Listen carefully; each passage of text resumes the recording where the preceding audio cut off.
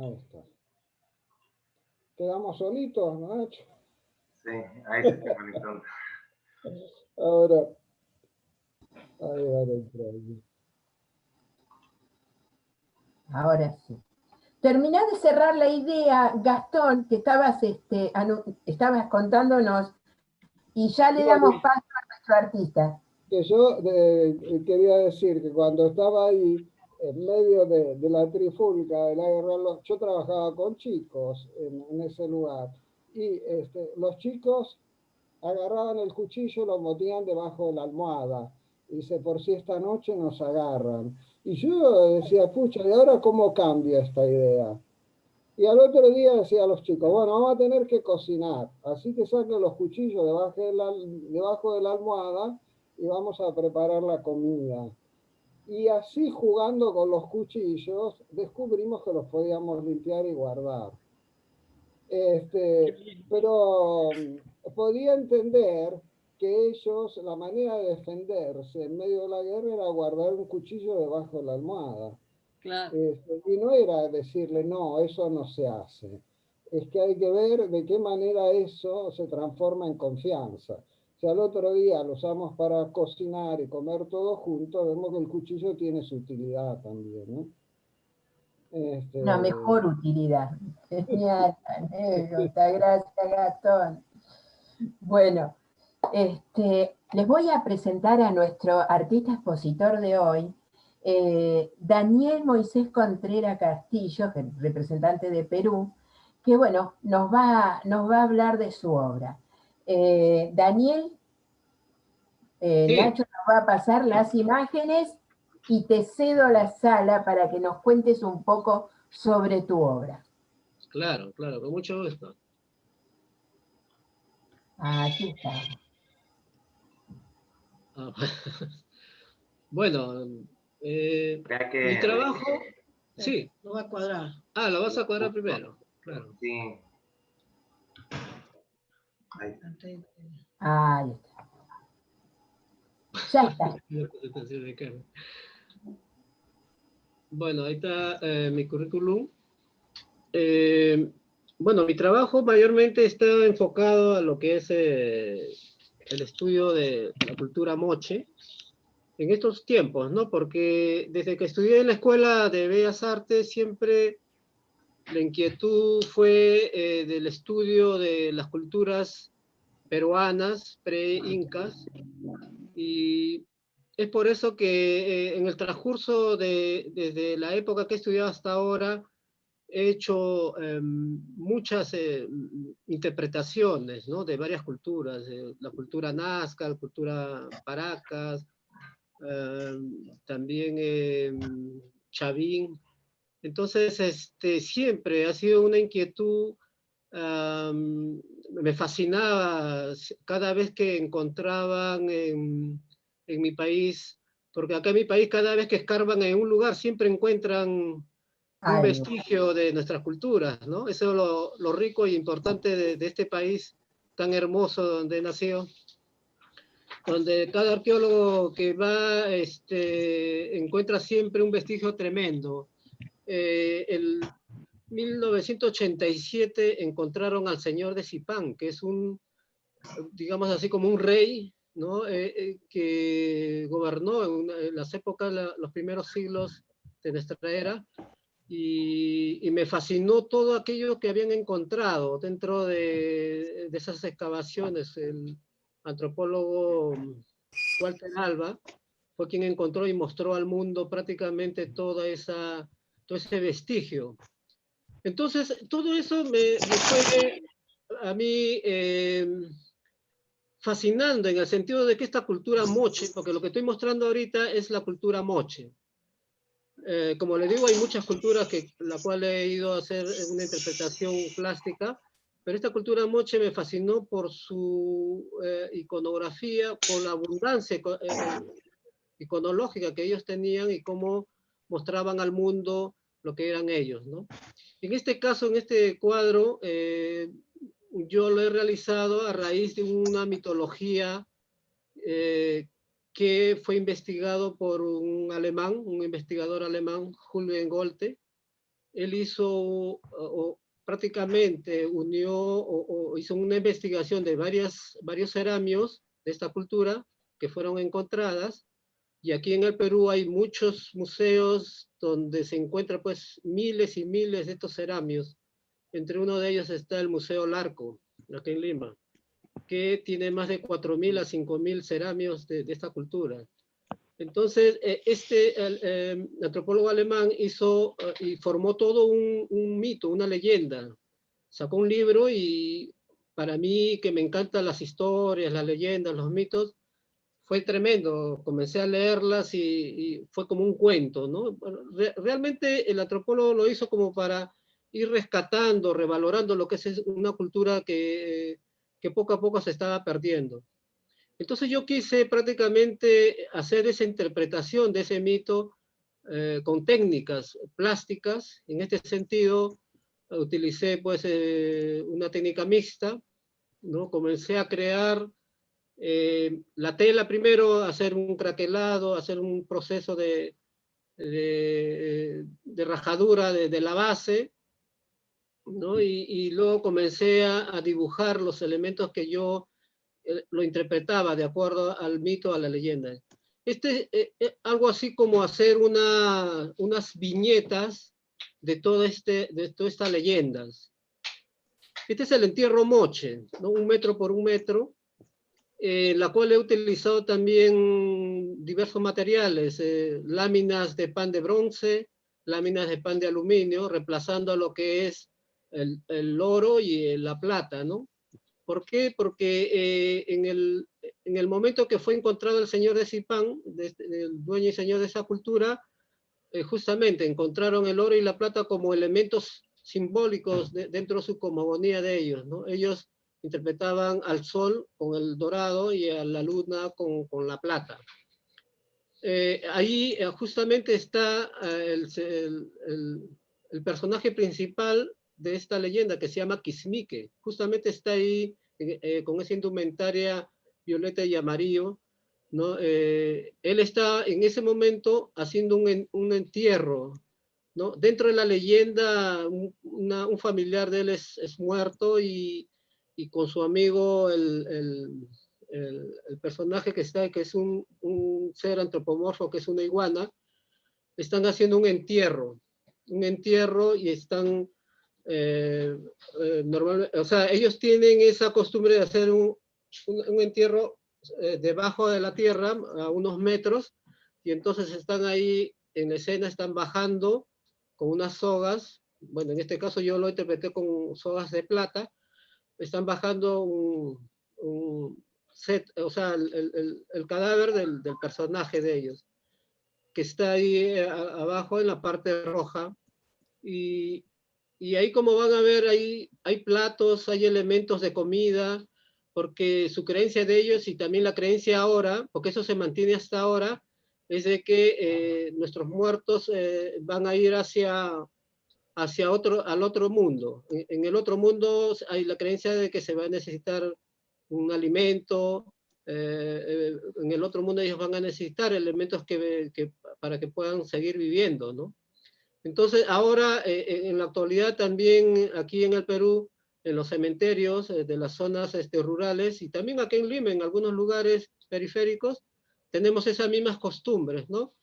Nosotros el 1 de noviembre, que es el Día de los Muertos, vamos a los cementerios y llevamos comida, llevamos bebida, es más, hasta llevamos música. Hay gente que llevan grupos musicales y bailan y todo el día están ahí alrededor de la tumba haciendo fiesta, llevándole comida al muerto, lo que le gustaba en vida. Entonces son cosas, elementos que hasta ahorita se siguen manteniendo acá en el Perú, ¿no? No se han perdido. Ha habido durante todos estos años digamos, de la venida de los españoles, ha habido toda una sincretización, ¿no? Una simbiosis en esto, y hay la fe católica, pero también hay elementos andinos, precolombinos, que todavía se mantienen, ¿no?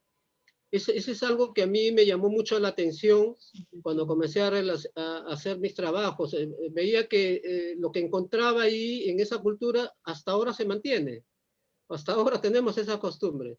En este segundo cuadro, que es la ceremonia de la coca, igual ahora también hay ceremonias de la coca, ceremonias de la huachuma, que es el San Pedro, la ceremonia de ayahuasca, ¿no? Que son raíces de la selva, que ellos en esa cultura, ellos lo hacían para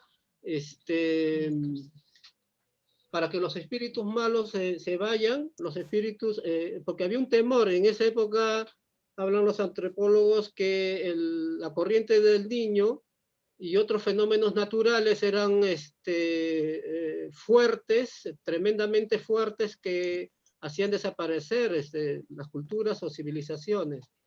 Y entonces ellos tenían mucho temor para esos fenómenos fuertes.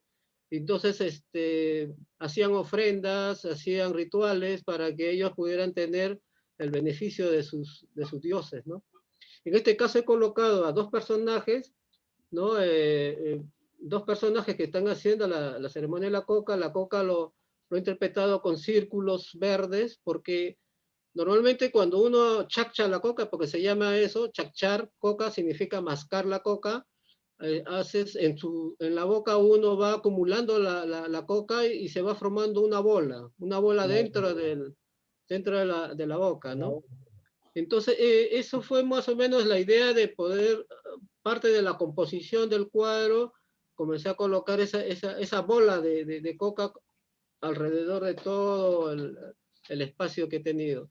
Ahora, ahí también hay un ser, un elemento como, es un dragón, pero tiene, ¿no? Ahí ve con dos cabezas, bicéfalas, ¿no? Fue una cuestión de decoración en el sentido de, porque ellos siempre tienen, o sea, su modo de pensamiento siempre ha sido un pensamiento dual, filosófico. Siempre han pensado entre la luz del día y la noche, el sol, la luna, todo siempre ha tenido un pensamiento dual para ellos, la muerte, la vida, y entonces cada elemento que ellos colocaban siempre tenía ese pensamiento dual y siempre colocaban, representándolo con el ser de dos cabezas, ¿no? Y siempre el dorado, siempre un elemento que he colocado dentro de mis obras para hacer una representación, porque me venía a mí a la mente justamente todo lo que iba viendo y encontrando de esta cultura, ¿no? Que nos dejó muchas imágenes, muchas iconografías, ¿no? A ver el siguiente. Dentro de la mitología o leyenda moche, tenemos ahí también un personaje muy conocido ahí, que es el dios búho. ¿Qué pasa? Dentro de la cosmogonía que ellos tenían de sus dioses, el dios búho era como un representante entre el dios mayor, que es el dios de la Vía Láctea, y el dios y los seres terrenales, digamos así. Y entonces él era el que llevaba, digamos así, las ofrendas, ¿no? Entonces, acá estoy representando al dios búho con una representación antropomorfa, ¿no? Con cuerpo algo humano y también elementos de animal, como en este caso el búho. Sé que, digamos, en el pensamiento occidental el búho tiene otra interpretación, ¿no? Porque a veces me ha pasado eso, que justamente este cuadro fue, digamos, un cuadro ganador en un concurso, en una bienal de arte ancestral que se realizó en Ecuador, y la persona que me compró, para él tenía otra interpretación. El búho para él era la sabiduría, tenía un pensamiento diferente, ¿no? Bueno, yo creo que esto a cada uno le puede dar, digamos, diferente interpretación, ¿no? Pero en el caso de que yo lo presenté, es que cada cuadro que yo realizaba, este cuadro, por decir, es parte de toda la leyenda. Es decir, toda la leyenda yo lo comencé a interpretar, digamos, como viñetas, ¿no? y iba contándose, cada cuadro iba contando la leyenda, iba narrando por escenas la leyenda, ¿no? Y como ven, toda la técnica es la tela craquelada, tiene las láminas doradas y plateadas, tiene también relieve, porque también comencé a utilizar relieve para darle más impresión al trabajo, ¿no? Este cuadro es a ver, sí, el pescador moche, ¿no? Justamente esta cultura está desarrollada o se desarrolló en la zona norte del Perú, zona costera. También me gustó mucho esta cultura en el sentido porque también tenía mucha similitud con la vida que yo he tenido de niño, ¿no? Porque mi padre fue pescador y los elementos del mar y todo eso me encantaba. Entonces, es más, mi padre quiso que yo sea pescador y cuando yo le dije que cuando me había pintando, para él no era un trabajo, ¿no? Él me decía que, oye, ¿en qué momento vas a trabajar? Pero era así, ¿no? O sea, mi padre nunca aceptó mi carrera, nunca aceptó eso, ¿no? Él quería, igual que mis hermanos, tener una carrera, ¿no? Digamos, más tradicional, ¿no? Porque todos mis hermanos son ingenieros, contadores. Pero, ¿qué pasa? Que era lo que más me encantaba, la pintura. Pero él se iba a pescar 3 meses, venía después de 3 meses, yo casi no lo veía. Llegó un momento que vino y me vio pintando y me dice, oye, mira, necesitamos porque hay unos pescadores que se han enfermado, así que me llevó a la lancha, pero fue terrible mi experiencia porque era una lancha de pesca de anchoveta, en la cual yo toda esa semana que fuimos al alta mar me la pasé enfermo, ¿no? Por la marea y todas esas cosas, total que no hice gran cosa ahí, pero me di cuenta que no era lo mío. En este caso de la pesca moche, yo también le he puesto moche porque dentro de la leyenda el personaje mítico que es el Quismique, que es el nombre de este personaje la leyenda así en corto es que el personaje es un héroe que tiene que luchar con los dioses de la oscuridad, le llaman así. Así como en la fe católica hay Dios y digamos el diablo, en la creencia de ellos está los dioses, ¿no? Los dioses buenos y los dioses malos. Ellos tienen muchos dioses malos, y mayormente son los dioses de la oscuridad para ellos, los dioses de la profundidad. Entonces, este personaje dentro de la leyenda, este personaje va a luchar con estos dioses de la profundidad para salvar a su pueblo. Y entonces pasa muchas peripecias con diferentes personajes, con diferentes dioses de la profundidad. Y ahí lo voy justamente interpretando a él con una totora. La totora es aquella balsa que está ahí, que lo he representado con 2 cabezas. Sí, justamente las 2 cabezas, como le digo, es una representación de la dualidad de su pensamiento de ellos, pero esta totora, si ustedes se van al norte del Perú, en la zona que se llama Trujillo, en Huanchaco, y vas a ver a un personaje igualito, así, un pescador que va con esa balsa, ¿no? O sea, hasta a la actualidad podemos encontrar balseros con totoras, con esas balsas, ¿no? Algunos piensan que ha sido esto el comienzo de lo que ahora están haciendo la tabla de surf, de surfear, ¿no? Pero en esa época ellos utilizaban estas balsas y tranquilamente iban y pescaban, ¿no? Pero dentro de la leyenda acá está el personaje justamente luchando con un pez que está ahí de color rosado, con quien, digamos, está luchando porque su misión de él es luchar con los dioses de la oscuridad para salvar a su pueblo, porque estos dioses de la oscuridad siempre van al pueblo y van siempre amedrentando, y hay esos temores en el pueblo, ¿no? Lógicamente al último él es el ganador y prácticamente salva a su pueblo, ¿no? De estos dioses, ¿no? El siguiente, por favor. Dentro de la... Acá está justamente la toma, o sea, la ceremonia de la lluvia. Lógicamente, como les hablaba, estos fenómenos naturales que frecuentaba siempre, en todas estas zonas áridas de la zona norte del Perú, donde ellos estaban asentados, siempre ha sido zonas que han sufrido mucho el embate del Niño, que es un fenómeno que aquí en el Perú acecha cada cierto tiempo, ¿no? Acá hemos tenido el año 93, muy fuerte en la zona norte, y la cual destruyó muchas ciudades, puentes, o sea, hay un desborde tremendo de lluvia y desastres, ¿no?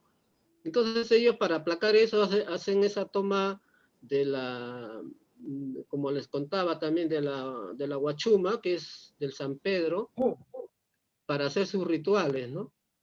Entonces, lo que yo he hecho allí es justamente una composición, una parte extraída de un ceramio y de otros ceramios, de 3, 4 ceramios, y hacer una composición donde ellos están justamente en ese momento de la lluvia, porque están en una estación donde está seco, no hay nada, así como también hay demasiada lluvia, hay también una sequía tremenda, y ellos están haciendo su ceremonia para llamar a la lluvia, ¿no? Aquí en el Perú, en algunos lugares del Perú utilizan algunos conocimientos ancestrales tanto para el sembrío, ¿no? Porque en una ocasión estuve yo en la zona central del Perú hace unos 10 años, y cuando veía a los campesinos para sembrar, ellos no sembraban en época de luna llena. Yo les comentaba, pero ¿por qué no lo hacían? Ellos me decían que había algunas influencias negativas, o sea, le iba a salir mal las siembras, ¿no? Entonces ellos respetaban eso, hacían unos pagos a la tierra para que pudieran tener una buena cosecha. Hay costumbres todavía ahora que se mantiene de alguna manera, y que eso siempre me ha llamado la atención, ¿no? Porque si yo estaba estudiando o haciendo una investigación de estas culturas, yo digo, pero hasta ahora hay eso, se mantiene. Hay todavía, sino que la, qué sé yo, el sistema lo tapa, no lo quiere porque lo ve como algo no, no científico, pero no es así, ¿no? En alguna ocasión yo he tomado la toma de Aguachuma, y lo he hecho justamente con un director de un museo en Cito. Este señor encontró a la señora de Cao, que también era un personaje, así como una reina de una de las épocas también de la cultura moche, y era lo sorprendente que todo el mundo pensaba que iban a encontrar a un varón dentro de ese sarcófago o algo así que habían encontrado en el norte, pero no encontraron a un hombre, sino encontraron a una mujer, y entonces esta cultura en ciertos periodos había tenido como gobernantes a mujeres, ¿no? Entonces, fue muy, muy curioso, y eso llamó mucho la atención, ¿no? Porque normalmente se hablaba de un sistema patriarcal en todas las culturas, pero había momentos que en esta cultura se había estos sistemas donde la mujer tuvo un poder preponderante, ¿no? Era una sacerdotisa y a la vez era, como decir, una reina, ¿no? Y entonces, en este momento estamos justamente eso, o sea, aquí estamos en una ceremonia de la lluvia, están llamando a la lluvia para que termine con este agobio que tienen ellos en la sequía, ¿no? Mayormente mi trabajo, después de colocar las láminas, después de hacer eso, comienzo a terminar em, con betún de Judea, comienzo a darle cierto envejecido para darle esa sensación, ¿no? En un primer momento mi intención en hacer este trabajo fue mayormente hacer estos temas para los niños, ¿no? Porque a mí me encantó tanto la historia que quise hacerlo en cuadros y que los niños vieran eso, porque es muy cierto que, bueno, yo creo, no sé si en otros países también, pero acá en el Perú tenemos el bajo índice de lectura. Entonces, muchos niños están perdiendo la cuestión, el hecho de leer y conocer nuestras culturas y se van perdiendo estas culturas. Entonces, mi idea fue, en cierto modo, rescatar estas culturas que se van perdiendo. Ya no se enseña a veces ni en los colegios y que el niño que vea los cuadros, es más, yo lo hice de una manera que puedan tocarlo, porque el cuadro tiene unos relieves bien, que al tocarlo se nota, ¿no? Con el relieve. Y eso sucedió en una exposición que hice acá. Los niños comenzaron a tocar los cuadros, les llamaba la atención mucho los relieves, las texturas. ¿No? Fue una cosa muy interesante con el trabajo de los niños. Aquí el personaje Kismike es el que está ahí con es un personaje antropomorfo también, que tiene alas, tiene un cierto rabo ahí. Está siendo ayudado por un ave. Él está agarrando un ave, no es que lo esté estrangulando, sino el ave lo está ayudando porque en las profundidades, en la constante lucha que ha tenido con estos dioses de las profundidades, está agotado y es un ave quien lo rescata y lo lleva, ¿no? a mejor puerto. Yo también siempre he querido representar también esa dualidad siempre con el dragón. Este dragón también tiene casi las mismas características del dragón europeo. No sé cómo, pero en las ceramios mochicas he podido encontrar a estos dragones de una manera, no sé cómo habrá sido, si han pensado en el mismo diseño, no sé, pero veo esa similitud, ¿no? Va a haber otro cuadro donde exactamente hay un dragón y yo prácticamente eh, le he sacado de ese ceramio, porque está en forma lineal, pero yo le he dado toda la interpretación con textura, ese justamente es, ¿no? Ese de ahí. Y cualquiera que lo ve, en un caso cuando hice una exposición en Italia, ellos me dijeron que este dragón era europeo, pero en realidad es un dragón de la cultura moche. Entonces yo prácticamente he sacado el mismo icono, pero lo he hecho toda la composición y eso sí es diferente, pero el diseño en sí completamente es un dragón moche que acá le dan un nombre diferente, es un dios Strombus le llaman. Strombus es el caparazón neo naranja que está ahí, que tiene el dragón, ¿no? Lo que me encanta de esta cultura es que la cultura moche ha desarrollado tremendamente toda su vida, o sea, todo lo más mínimo, o sea, ellos han elaborado gráficamente en sus iconos desde su forma de pensar, su religión, su sistema político, porque también hay ceramios donde tú puedes encontrar todos los cargos que tenían cada personaje y estaban representados en ceramios, han representado toda su comida, han representado todos aquellos elementos, frutos, todos aquellos elementos, ellos lo han representado gráficamente. Hasta hay una colección en el Museo Larco prácticamente de una colección de ceramios eróticos. O sea, esta cultura desarrolló toda su vida, todo. O sea, por eso que es impresionante, sabemos tanto de ellos como si hubiesen estado hace unos años nomás, porque toda su iconografía muestra a esta cultura tal como es, ¿no? Aquí he representado, hice una composición de dos guerreros. Ellos tenían dentro de ellos mostraban en sus ceramios Y también eso se ve cuando uno va a la zona donde ellos se desarrolló, donde están los museos en sitio, donde están las huacas, donde están también ahí los muros pintados.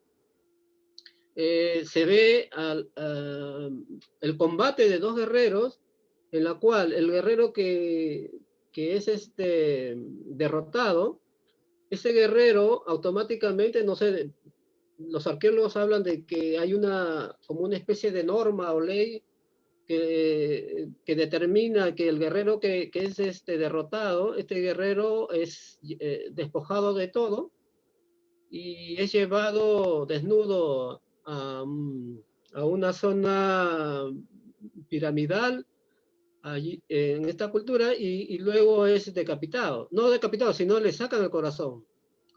Una especie de ofrenda hacia esos dioses, ¿no? La verdad que habría que entender eso, ¿no? Un poquito el pensamiento de esa época, de cómo esta cultura tomaban posición de esta vida para aplacar digamos, la furia de sus dioses, ¿no? Habría que estar en esa época para entenderlos. Aquí, después de toda esta historia, después de esta leyenda, al último se termina con una fiesta, ¿no? Con los músicos, los zampoñeros en este caso. La zampoña viene a ser un instrumento musical a base de tubos.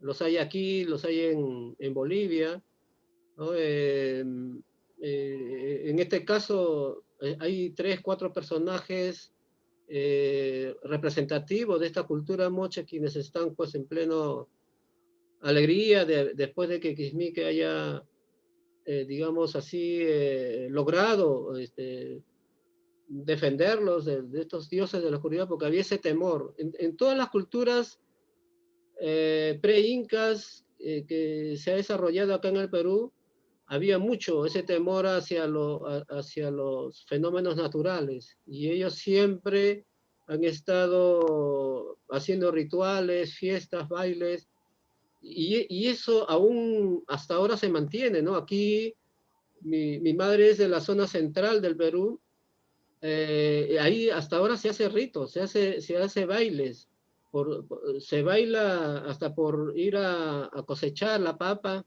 se baila por la siembra, ¿no? Se hace rituales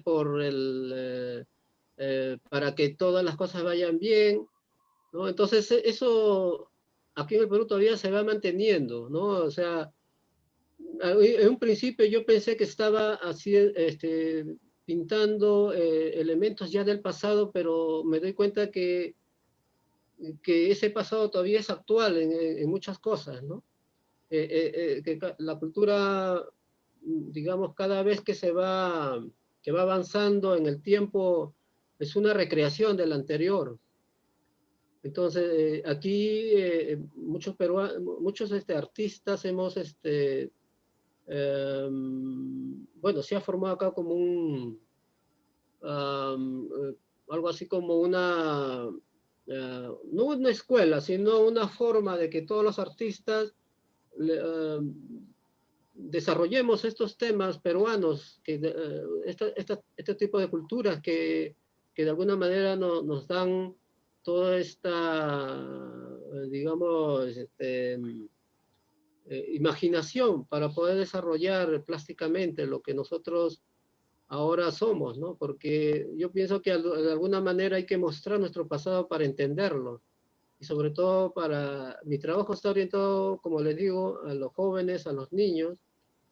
Eso fue justamente esta parte, ¿no? de mi trabajo, porque mi trabajo en realidad ha ido variando, yo he ido utilizando los recursos técnicos de acuerdo a lo que iba encontrando de cada cultura, ¿no? Entonces, por decir, en la cultura chancay yo utilizaba otras técnicas, no utilizaba esta técnica, utilizaba otros recursos plásticos, pinceladas fuertes, brochazos, veladuras, chorreados.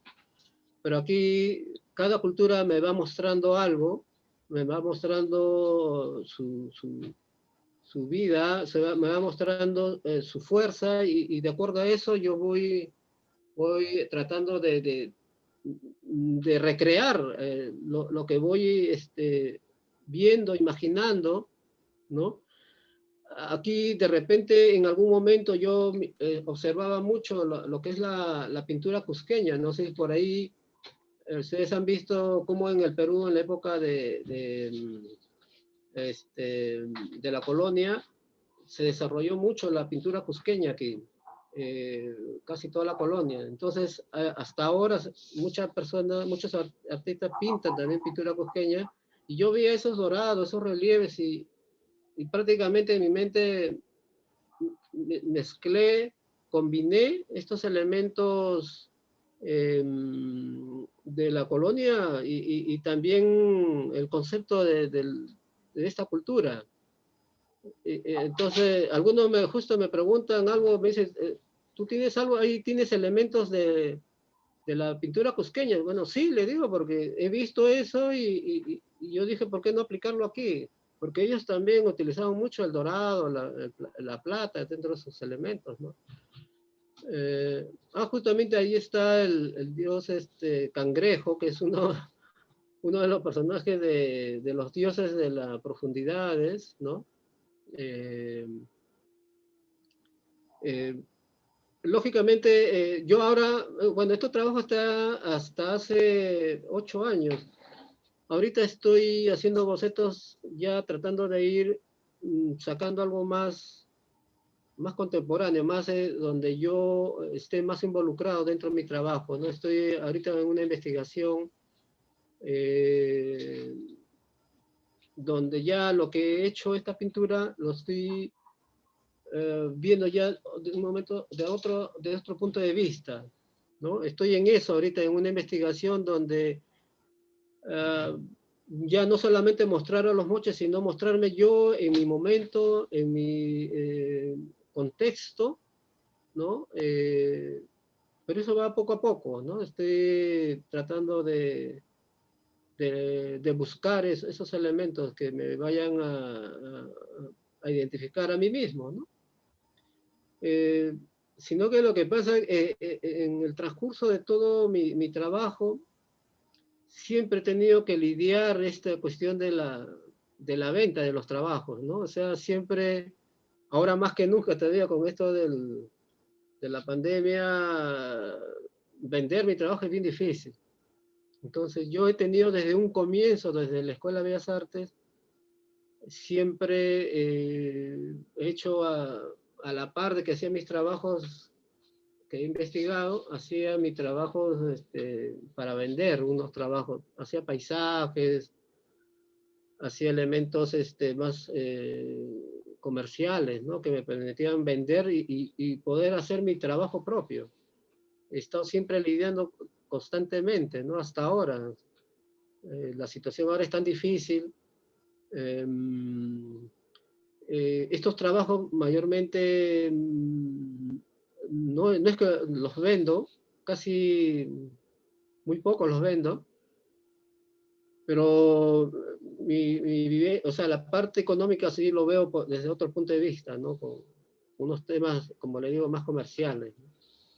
Estos temas a mí realmente me interesan, no sé en qué estilo está, no sé, algunos, digamos, me tildan de surrealista, otros de simbolista. La verdad que yo lo que hice es combinar, mostrar mi trabajo de alguna manera y mi objetivo es eso, ¿no? O sea, en un principio ha sido eso, o sea, mostrar a los jóvenes, a los niños, lo que es nuestra cultura, lo que es nuestro pasado, ¿no? Y a mí me parece eso rico en el sentido de mostrarte y con la habilidad que uno tiene para desarrollar estos temas para mí es gratificante, ¿no? Entonces, bueno, yo le agradezco a ustedes por escucharme. Si tienen alguna pregunta, encantadísimo de responderles. Muy interesante, interesantísimo tu trabajo. Muy. Maravilloso. Darse la sala. Pero nos volvemos a conectar. Ahora se corta y nos volvemos a conectar. Sí. Claro, claro. Bueno.